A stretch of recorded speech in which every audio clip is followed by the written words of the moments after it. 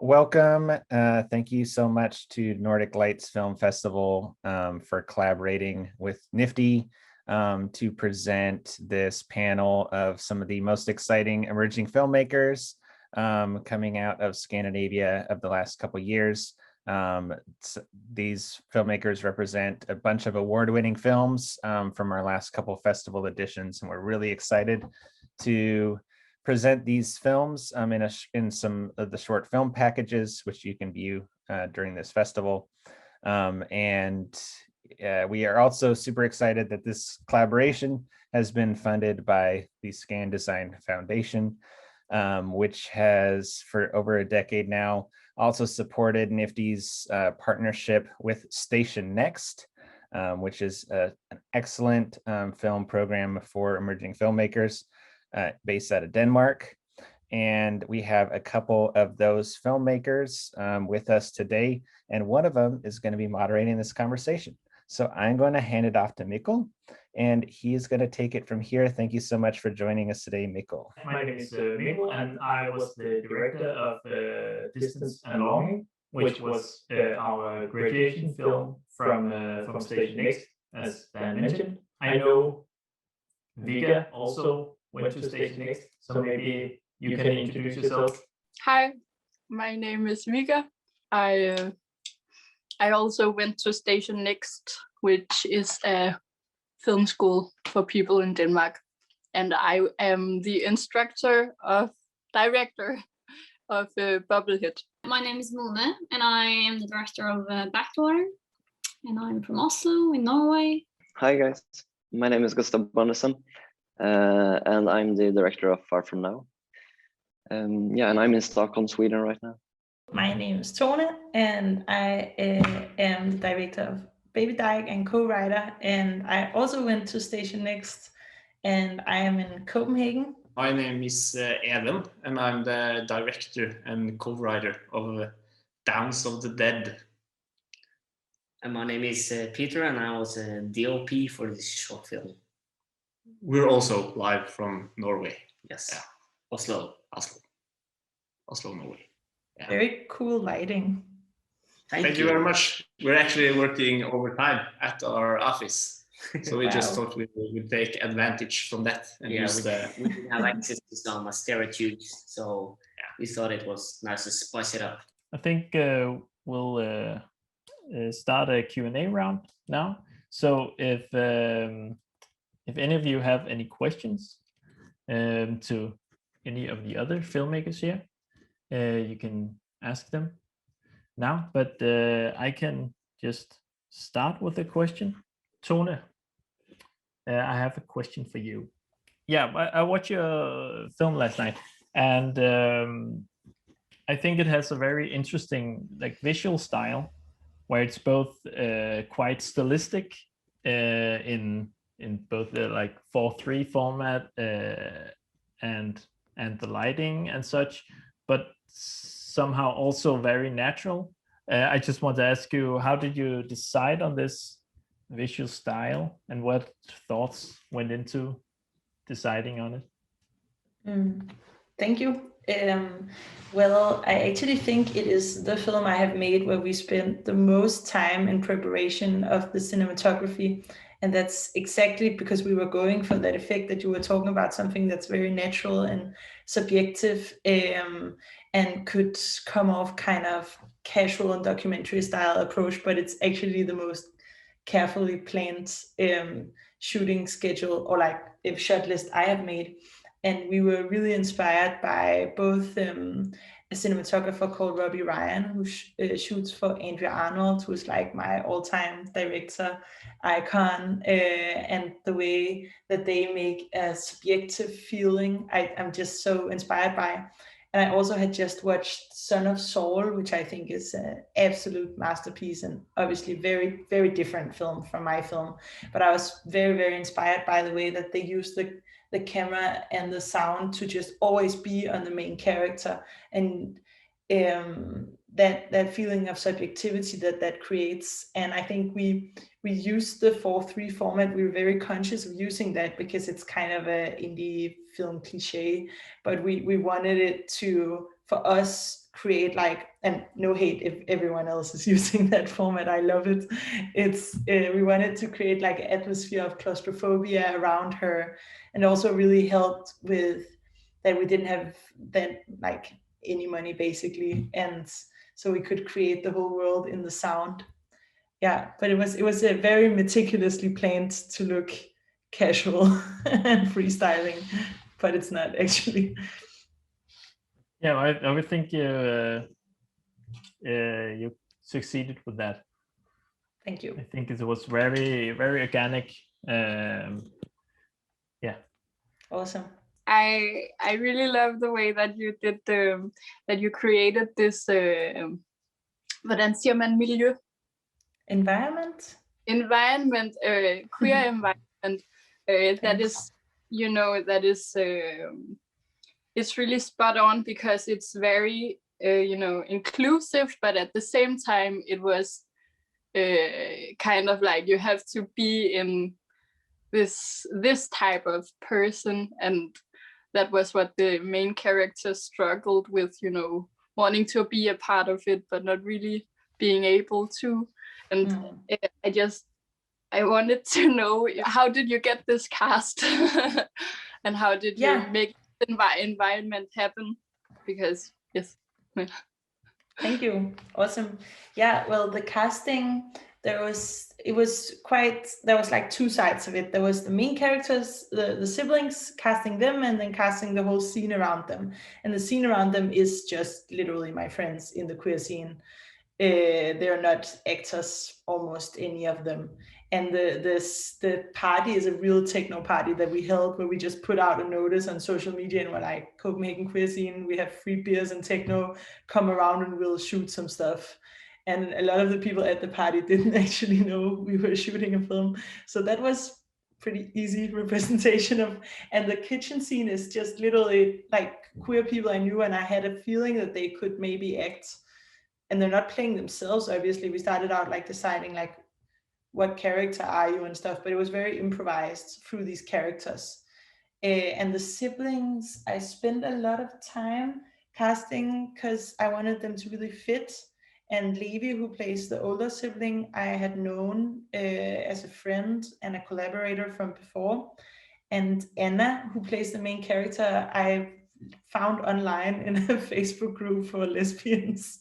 And I just wrote like a casting call there, and she was 16 and living out in the countryside. And I think her friend wanted to come to the casting and showed up and actually backed off because she was like, nah, I'm not doing that film thing. But I was like, yes, you are. I called her and talked to her. And we just did our second film together. And I think she's extremely talented. But I just immediately sensed the sibling chemistry between the two.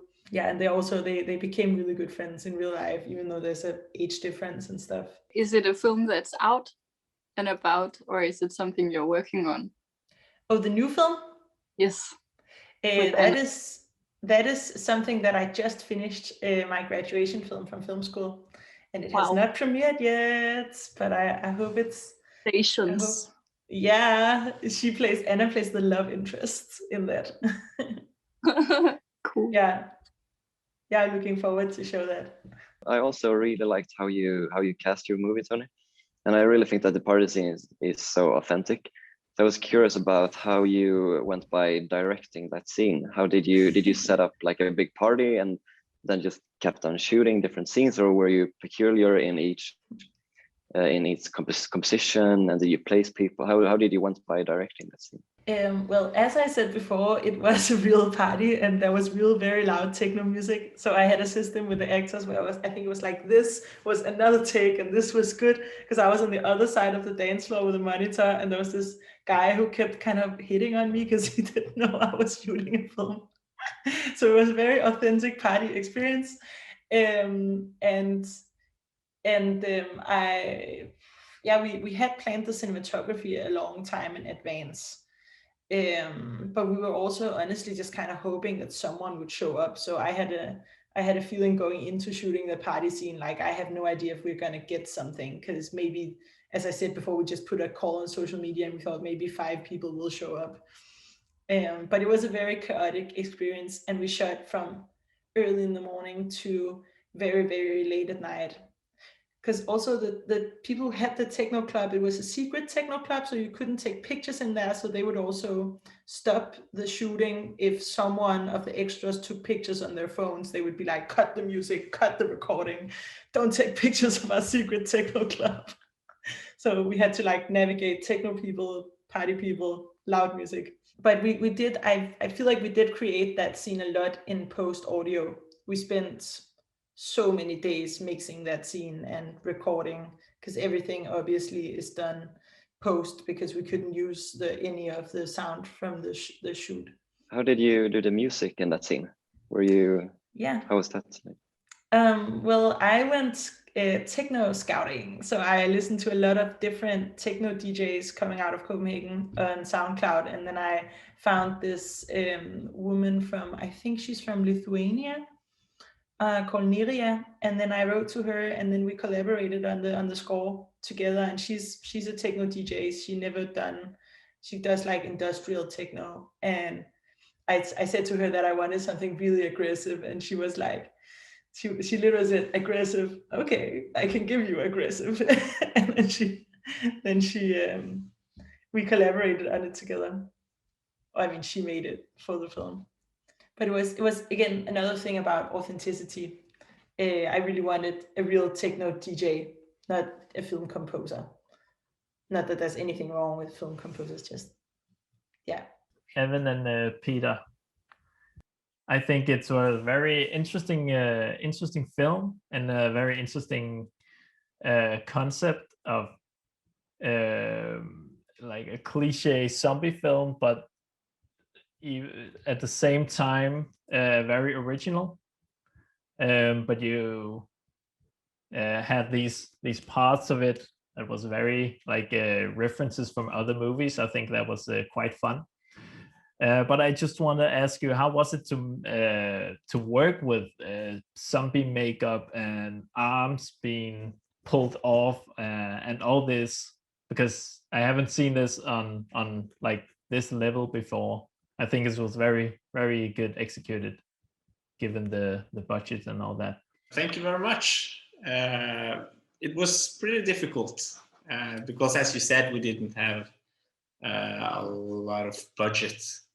But fortunately, we had some really, really good people working with the makeup and SFX.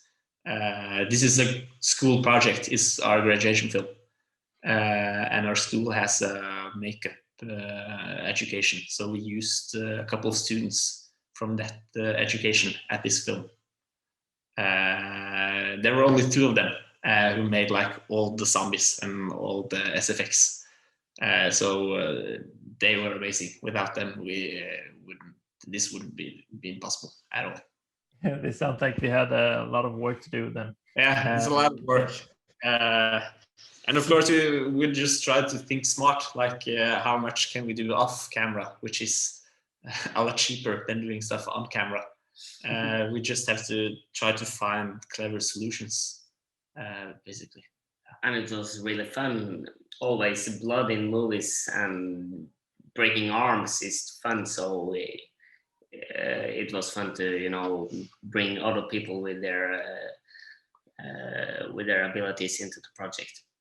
Yeah, but how was it to both direct and shoot this the kind of film? Because I guess it's must be a lot different from what you have done earlier. Like how was it hard to visualize how the shot's gonna be and how the actor's gonna do these stunts and stuff like that? Yeah, it wasn't that hard to visualize, but it was harder to execute. You just have to take a lot of time, I think, especially with the most technical, difficult shots. You just have to be sure you have enough time to execute them. Yeah. And again, with the tight budget and tight time, a lot of the cool stuff is off camera. So in the future, we may have to possibility to do it on camera with some more budget.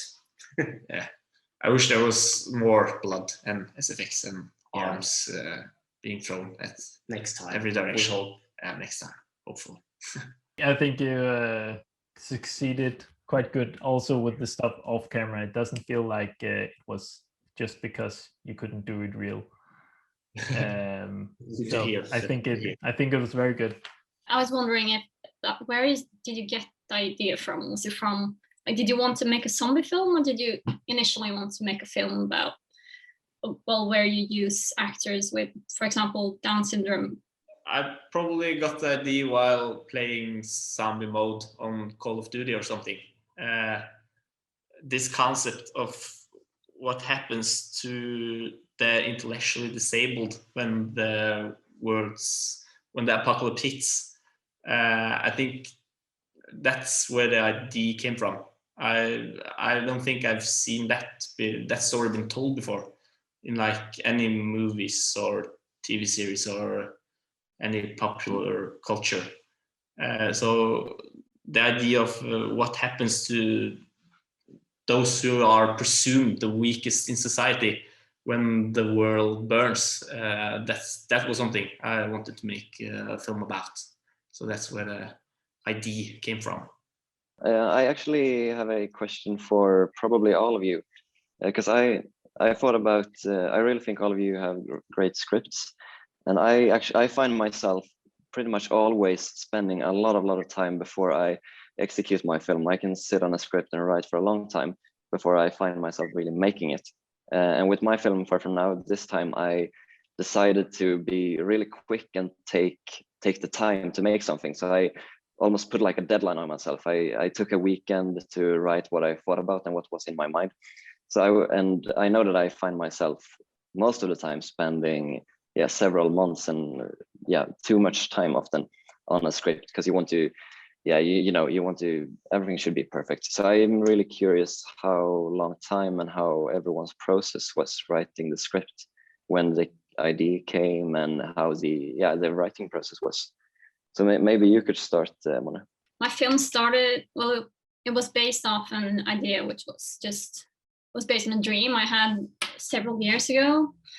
And the mood in the dream was just so interesting that I knew that I wanted to try to make a film out of it.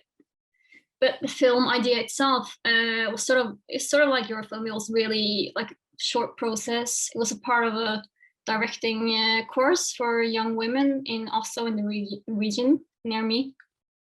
So we had one day to film it. So we filmed it over a few hours at night and only a few weeks to write the script, and just the whole production was really short, and it was really interesting and intense. I can also talk about, because I had a really interesting process. I think that I had an idea for the film, but it was very short and very, it was like 3 pages of a couple of young lesbians having a fight in a 7-Eleven. And then I sent the script into the film workshop where I could get a little bit of money for short film. And then they told me that they hated it and it was horrible and not a real script. And they told me that I had a month to find a writer and if I wanted the money, that I should find a writer and try again. And then I found a writer, and she was like, Tone, what is at stake in your film? And I was like, I don't know, I just want to make a film about lesbians in Copenhagen or something. It was also pretty, it was, I was just intensely enthusiastic and not really thinking. And then we spent like a month just completely, like every day, just digging down into, okay, what is it that we want to tell? And then we wrote it together. So a writer can be good sometimes. Yep. I don't know if anyone else worked with a writer. I actually worked with a writer. It's based on an idea I had several years ago. And when we were about to start to work on our graduation film at film school, I asked a good friend of mine, Jesper, who's a screenwriter, to help me writing the film, which is a really great experience. Usually I'm used to write my own stuff, but working with a scriptwriter was so much easier. I think, you know, just directing a film is a huge job, and writing a film is also a huge job. So the fact that I had help from him made me concentrate a lot more on the directing, which was pretty great. I just want to say that I think it's really well written. I definitely laughed out loud a couple of times from the script and the camera and everything. It was really funny. Thank you very much. I'm happy to hear that. That's what we want to. Vigga, how was your writing process at Station Next? Stressful. Incredibly stressful, because you have a teacher breathing down your neck constantly, and also I was in a weird place at that time, so it's weird going to school while going to the film school, having a lot of deadlines, but it was good. It was very good. I'm just really bad at school stuff, and I kind of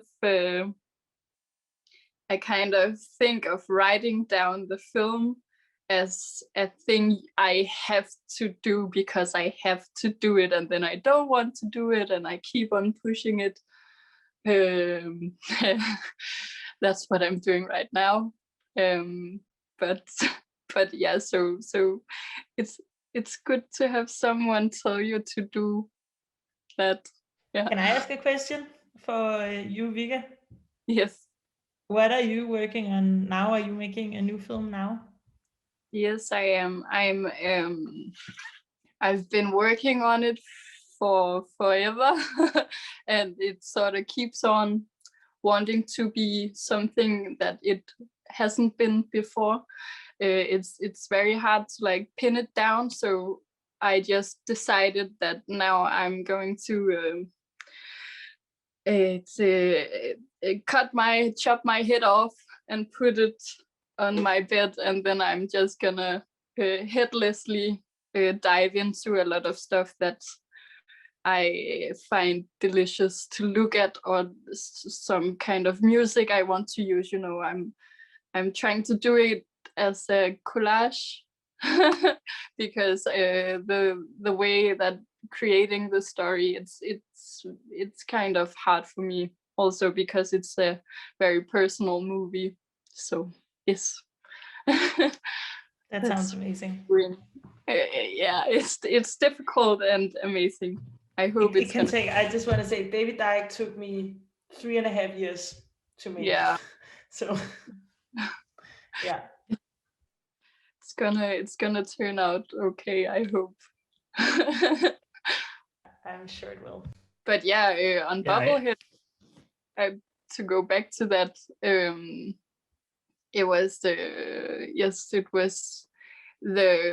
time I understood what making a story, that you kind of have to have certain parts. You have to have a main character who has a longing and all the basic stuff. It was cool to go to the film school Station Next and get that into your head. Yeah, I can maybe elaborate on the process, because Vigga and I went to the same class. But Bubblehead was our first year movie, and Distance and Longing was our graduation film after 3 years. So we had a kind of similar writing process, and it's very stressful.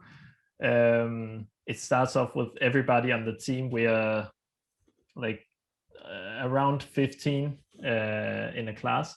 Everybody has to pitch an idea, and then we're voting on the idea we want to make. And with that film being being chosen, then we'll have to write it, the person which pitched it. That's and then I think it may be 2 months of them or something and then we'll be shooting it. I think I had 10 drafts or something, and it was under a week between each draft. So there was a lot of writing, and then we have a professional screenwriter giving us some feedback on it between each draft. So it's a very given process where you learn a lot of stuff, like Vigga talked about with this, like the basic structure of a story and stuff like that. But it's also very stressful because Station Next is like an evening school. So I went to high school while writing this, and then have that in the daytime, and then in the evening Station Next, and then besides that it's writing. So it's a lot stressful, but it's very it's very, very good. I have a question for the one with the proposal. Is that backwater? Yes. I just love the romantic, angelic style, and I could imagine there was a lot of light work, but I wanted to ask you how you created that picture. How we created the look? Yes. Yeah, as I said, it was based of a dream, and I remember that dream having like trees and this really interesting godlike lighting from above, and I found it really interesting that like a light in the nighttime that doesn't really make sense. So I wanted that, and we also used like a glow filter to make it look really glossy and, you know, fairy tale like. So that was the main part, I guess, and also the costumes were supposed to be sort of over the top. Yeah. Was it live filter, or was it something you did in post? It was a filter we put on the camera. Okay, cool. Nice. It's really cute. I also have a question for Backwater. And also about like the style and the lighting, especially because you had a very like big changes in both style and lighting. How did you do that, like practically? Because sometimes went from sunshine right down on them, and then suddenly it was more cloudy and darker and more blue, and so I think it was very interesting because it's not what you see, what you learn about continuity and stuff, but it worked really well. So how did you how did you do that? I'm happy to think that it worked because it wasn't really on purpose. I guess it was just because since I really wanted to film at night, and it was summertime, and since you're all Scandinavians, you know that in the summer in Scandinavia, it's not really that many hours of darkness. So I guess we began filming at probably 10 or 11 p.m. and it was sort of, it's not dark yet, so it was still a bit light, and we were finished at 7 a.m. So it had time to get light again. So I guess that was probably why there was so many like huge changes in the lighting. Yeah, that was the biggest thing. Yeah, I think it worked very well for the mood and the mood changes, because there was quite big mood changes in the film, and that was reflected on the lighting. I think so. So I think it worked very well. Happy to hear that. I believe it was the one in the hotel. Yeah, that's right. That's my film. It was so cute.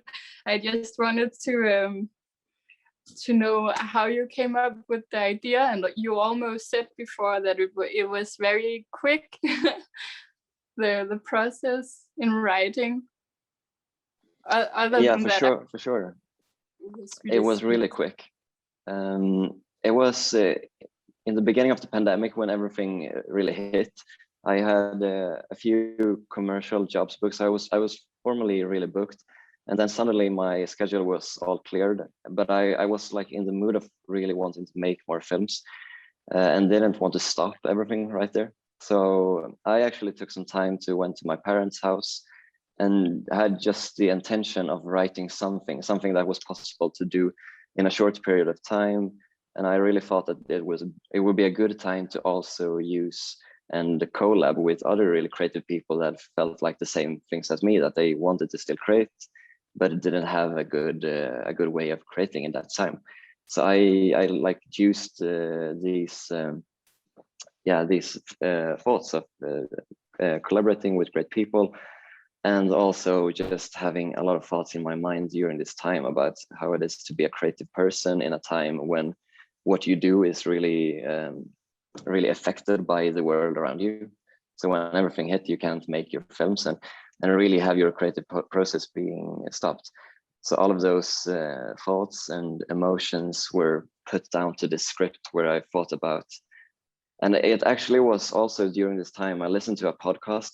I don't remember which podcast it was, but it was like an American screenwriter podcast. And I heard a New York screenwriter talking about how he was developing a script, a like sarcastic comedian script about the pandemic hitting the world.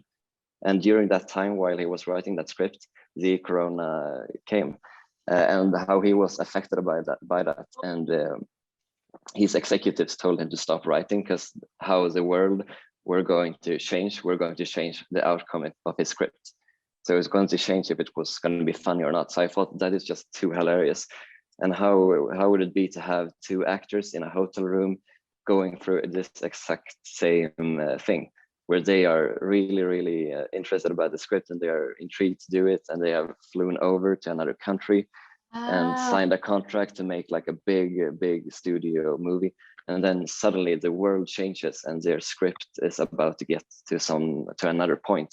And during that time, they realize what they really are doing and where they are and how lonely they are and how their life had stopped while like a pandemic is hitting and their film is like nothing anymore. The only thing that matters is to be with someone, and now they are lonely in a hotel room with no script. So that was really the starting point for my idea. So the script they are sitting with rehearsing is actually the one that you list the idea on the podcast. It isn't that actual script, but my idea for that script came from writing about that. So yeah, I really thought about how it would be for them to be working on a script that were like showing the world, and then when the world changed, their script was needed to be changed as well.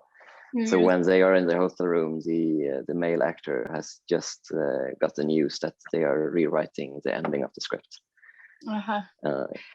So also I wanted to ask you if you were if the film continued, how would you like it to end up? Do they sit together drinking martinis, or do they take care?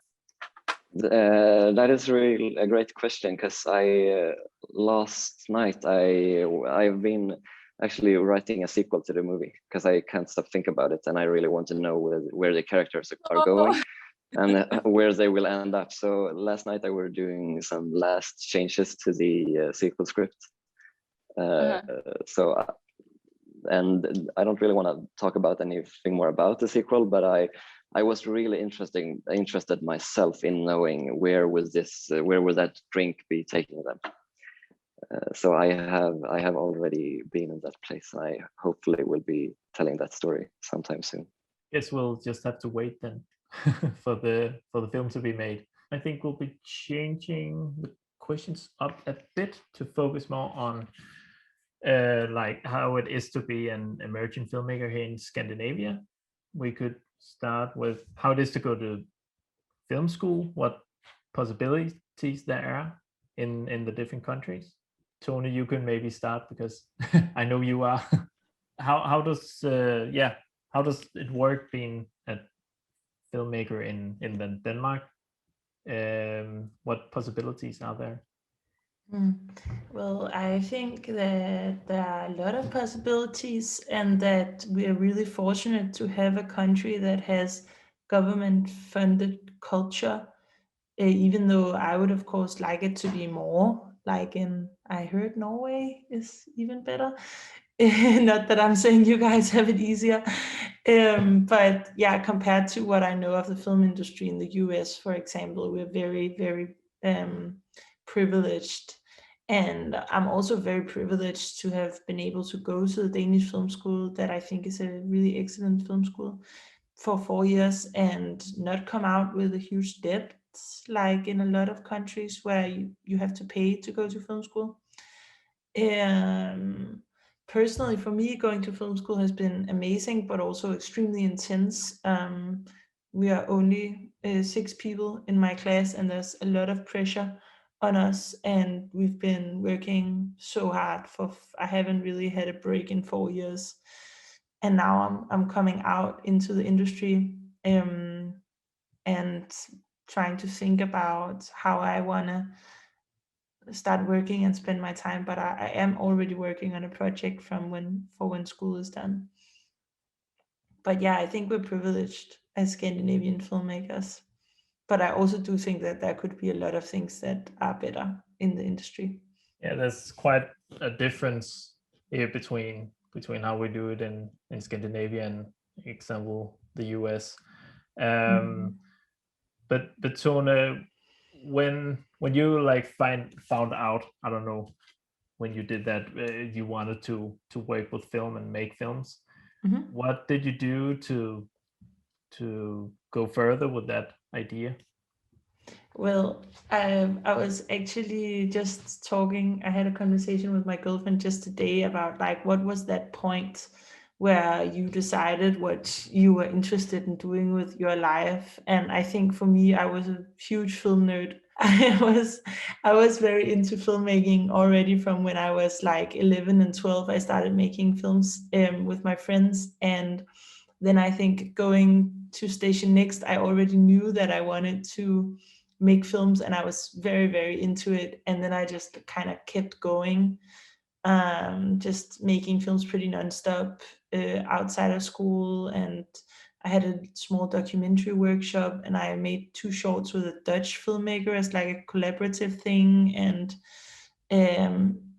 2 shorts outside before I got into film school. One of them were Baby Dyke, that I then finished while in film school. Yeah. And then I got into film school when I was 21, and now I'm out into the real world. Yeah.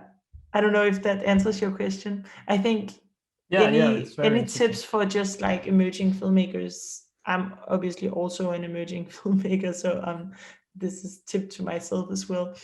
I think for me at least, a really nice thing has just to be keep going and not put too much weight on one project. Just always have like a couple of things in the air, and because then you can take 3.5 years on making a short, because you're also doing other stuff, and something will turn out cool and something will not, if that makes sense. But I'm really curious to hear from the people from Sweden and Norway. Are you guys in film school?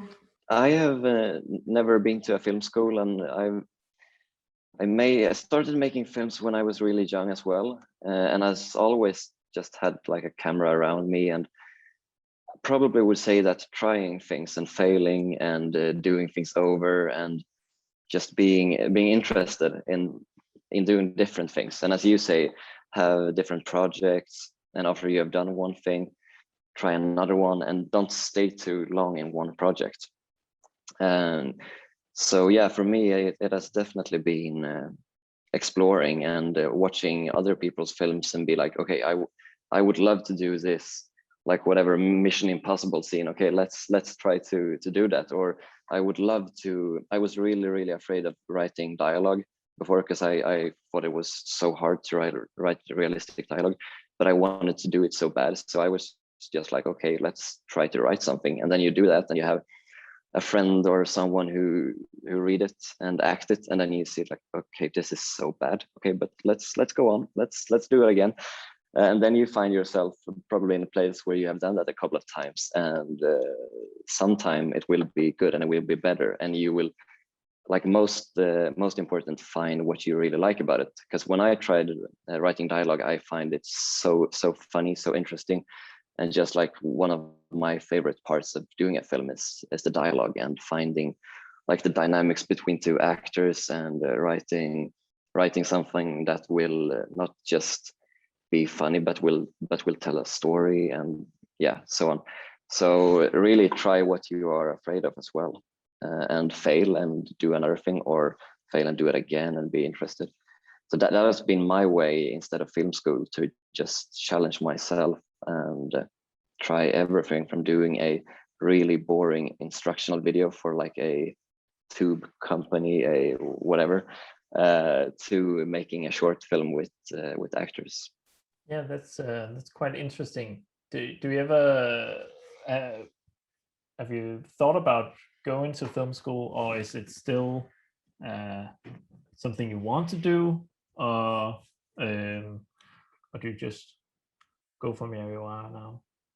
Yeah, I have definitely been had times when I really thought about going to film school, and found it interesting, but then I probably found myself doing more films myself, and thought that would be a better idea to keep doing my things. And I also really like to decide for myself what I want to learn and when I want to do it, and when I am really interested in something, that's what I want to do, and when that's boring, I change it up and I do another thing, and like to find my own path. And you can learn so much from the internet. So whatever it is you want to do, you want to learn to write dialogue, you want to have some cinematography tips, you want to learn an editing program, everything is possible to learn through a few tutorials, and then you can use that ability to just find your way of telling your story. So that has really been my way. So it hasn't been a big decision to like, I will never go to film school, that's crap. It's more like I have just found myself keep on learning by doing instead. So I don't know, maybe I will end up in a few years being really interested to have good teachers and work with fellow filmmakers in that way. But right now, I think I will stick to just do and fail and do again. Yeah, that's very interesting. I think it's also an interesting industry in filmmaking, because there's so many paths to a career. Some go to film school, some don't, and it isn't like you have to do one or the other. So I think that's very, very interesting. Even then, Peter, you mentioned you went to film school right now. How did you start making films, and how did you end up going to film school? Yeah, we actually graduated last summer. I think it was the year before Mone, I think. I didn't go to film school. I just think I know a few of the people that went there the year before you. So I worked on one of the films, but I didn't go to the school, but I know it very well. Yeah, but you did work on some of the films. Yeah. Yes. Yeah, speaking for myself, I've always had an interest in film, and have been like making films with either my phone or a camera and some friends. So starting at film school came pretty natural to me. I've always been interested in both watching film and making film. Yeah, how does it work with the film school in Norway? How do you apply? Can everybody apply? You got a lot of different paths you can go. We actually went to private film school, so we have a lot of debt. But we applied, and we came in. It wasn't based on grades or anything, which is great. We had to do these different tasks to get in. film-related tasks, which I think is pretty clever. Yeah, and then there was an interview, and then came into the film school. Yeah. It's the same way with the Danish film school, the Danish National Film School. But yeah, it's funded so you don't get out with a huge debt. But it's also based on interviews and then some practical tests and stuff like that. I think it's quite interesting how different it is and still similar making films in Scandinavia. And it's fun to hear how you got into making films, because I think it's very inspiring that everybody has their own paths into making film, and there's no path that's the right one for everyone.